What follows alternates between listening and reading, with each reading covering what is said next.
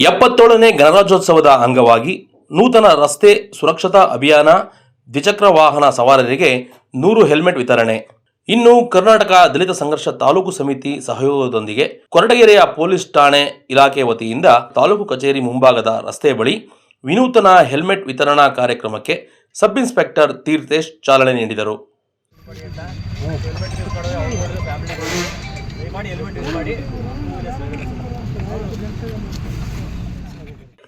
ಇನ್ನು ಇದೇ ವೇಳೆ ಸಬ್ ಇನ್ಸ್ಪೆಕ್ಟರ್ ತೀರ್ಥೇಶ್ ಮಾತನಾಡಿ, ಪ್ರತಿ ವಾಹನ ಸವಾರರು ಕಾನೂನು ನಿಯಮಗಳನ್ನು ಪಾಲಿಸಬೇಕು.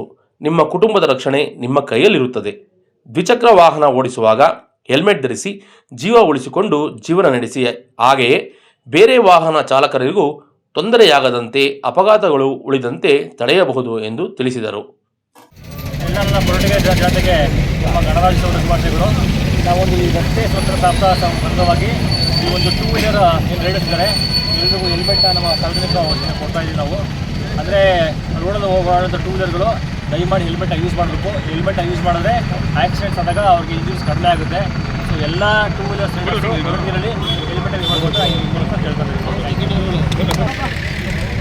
ಕರ್ನಾಟಕ ದಲಿತ ಸಂಘರ್ಷ ಸಮಿತಿ ವತಿಯಿಂದ ಈ ದಿನ ರಸ್ತೆ ಸುರಕ್ಷತಾ ಸಪ್ತಾಹದ ಅಂಗವಾಗಿ ಫ್ರೀಯಾಗಿ ಹೆಲ್ಮೆಟ್ಗಳನ್ನ ನಾವು ಕೊಡ್ತಾ ಇದ್ದೀವಿ ಅವ್ರ ಕಡೆ ವತಿಯಿಂದ.